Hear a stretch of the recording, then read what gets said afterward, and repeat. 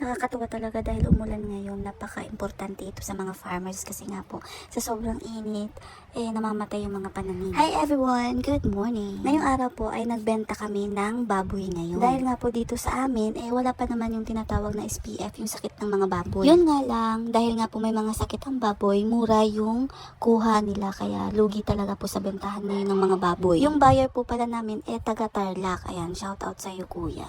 Dahil sa isang kasamahan nila nakikilala ako na vlogger daw. So nakakatuwa naman dahil nga paunti-unti nakikilala na.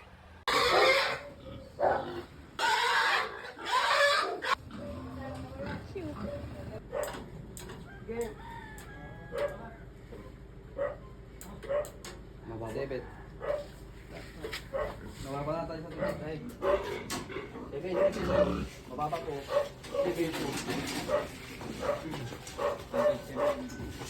Sige po. 7 lang po. 7.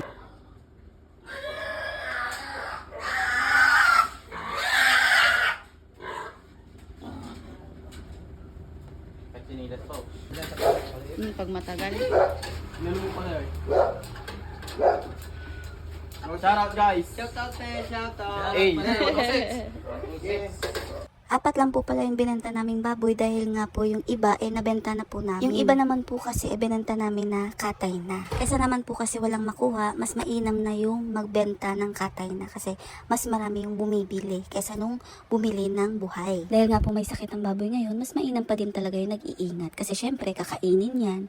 O, iba yung mangyayari nun sa tao pagka nakakain sila ng baboy na may sakit, di ba? Sa 30 namin na baboy, talagang lugi po lahat. Pero mas okay pa yung una naming benta kaysa sa ngayon. Talagang konti na lang masisiruhan ka na kasi talagang lugi na lugi po talaga. Buti na nga lang po at may nakuha pa. Yun nga lang, yung gastos mo sa pagkain ng baboy hindi mo talaga mababawi yun. Kasi ako ba naman magbilang ng pera tapos bibilangin mo din yung mga nagastos sa pagkain ng baboy. O talagang manghihina ka talaga pagka ganun. Pero dahil malakas nga po yung loob ng lola ko, ayun, bibili pa din siya ng baboy. Hindi siya natatakot. Nakakaloka. Kahit na luging-lugi na kami, hindi ko ba alam kung bakit ba paborito ni mama mag-alaga ng hayop. Bawal na po kasi siya yung magtanim pa ng mais. Yun, bawal na po sa kanya yun kasi dati yun po yung business namin, magtatanim kami ng mais. Talagang malaki yung kitaan doon. Kaso, nagkaroon siya ng sakit sa puso, pinagbabawal na po sa kanya ang mag-stay ng matagal sa mainit kasi hindi na po kaya yun ng katawan niya. Sa kabilang kwarto yun, hindi ko magawa. Dahil nga hindi pa ako inaabot ng antok. Gusto ko sanang gawin kaso gabi na bukas na lang siguro. Pasensya na, mahina yung boses ko kasi tulog na sila. Makaka-istorbo ko yung mga matatanda kasi pagka nagigising sila hindi na sila nakakatulog ulit. May mga damit ako dito, pipilian ko yung mga hindi nakasya, yung mga maliliit na ipapamigay ko na. Ayan yun, tapos marami pa doon sa kabila. Yun, tapos doon sa kabila. Tapos iniisip ko, ang hirap talaga, ang hirap gumawa. Ba yan? Nakaka-stress naman. Siguro, ang mga ititira ko dito, yung mga malalaki sa kanila. Tapos yung mga maliliit na, yun ang ipapamigay ko. Siyempre, pagpipilian ko dahil yung iba naman hindi na talaga dapat ipamigay kasi punit na. Nakakaya naman yung ipamigay, diba? So yun, bukas na lang siguro or sa Sunday. Yun na lang siguro. Basta mag-aayos ako kasi nga kanina naglinis na rin ako, hindi ko na yung kinunan kasi nga nalobot tong phone ko kasi naglinis, nagpalit ako ng bedsheet, inayos ko yung higaan ni Papa. Tapos, naglinis ako doon sa kwarto. Hindi ko na siya nakunan. Tapos, yun lang. Tapos, yung ibang mga gamit, inayos ko, tinago ko. Kasi alam nyo na pag matanda na, hindi na nila nababalik sa dati yung mga gamit. Kasi nga, tinatamad na sila. Yun lang, bukas na. Bukas na naman ako nito, mag-video.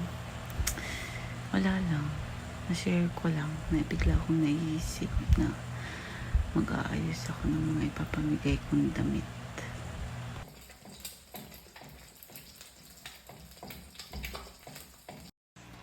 Tuyo, tuyo.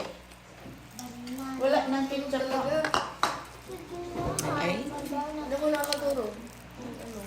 yun na kaya yan. Ngunyan, mamatian mo.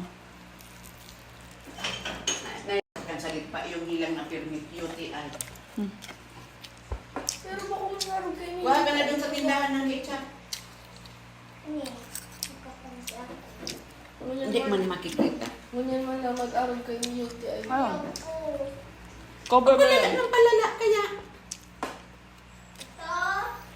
Yun kaya, dialysis ka na.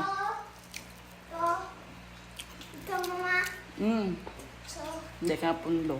Susian mo. May dala kang susian dun sa kilos.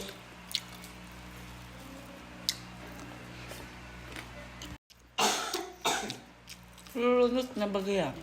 Lulunot ko man talaga yun. Ngunyan makaampo ko. At siyempre, Ano siya naman? Alam ko, bawal mag Bukas ko na aayusin yung mga ipapamigay kong damit dahil pagpipilian ko pa. Kasi hindi naman kasi pwede na magbigay ako ng damit tapos punit-punit na, syempre nakakaya naman yun. Pauwi na kami dito dahil galing kami sa apartment. Naglaba lang din naman ako doon dahil nga po walang tubig dito sa bahay. Ang hirap nga lang po dahil lahat tayo ay namumroblema sa tubig. Hindi ko alam kung bakit ngayon mahina yung daloy ng tubig. Hindi ko alam pero siguro buong Camarines Sur ata yung namumroblema halos sa tubig. Dahil na din siguro sa init. Pero hindi naman yan sure. Ano lang naman yan, para sa akin lang naman. Kaya kailangan na siguro natin magtipid sa tubig, maging masinop dahil nga po nawawala na ng tubig. Kailangan na natin talagang magtipid pa. Kasi yung iba naman kasi, sa sobrang dami ng tubig, inahayaan na lang na bumuhos yung tubig. Dati po ganyan yung tubig namin, talagang bumubuhos lang, hinahayaan lang. Kaso ngayon talaga, namumroblema na kami. Bago nga po pala matulog yung mga bata, ayan, nire-review ko sila. Pinapasagutan ko sa kanila yung pinapasagutan ng teacher, tapos si Yumi reading and spelling pagkagabi dahil nga po maganda yun pagka bago matulog, natututo na yung bata. And then pagkatapos naman namin mag-spelling, mag-reading, pinapamemorize ko naman sa kanya yung pinapamemorize ng teacher dahil kailangan niya yung tapusin at may iyakan pa naganap. So yan lang naman po, kaya hanggang dito na lang, bye!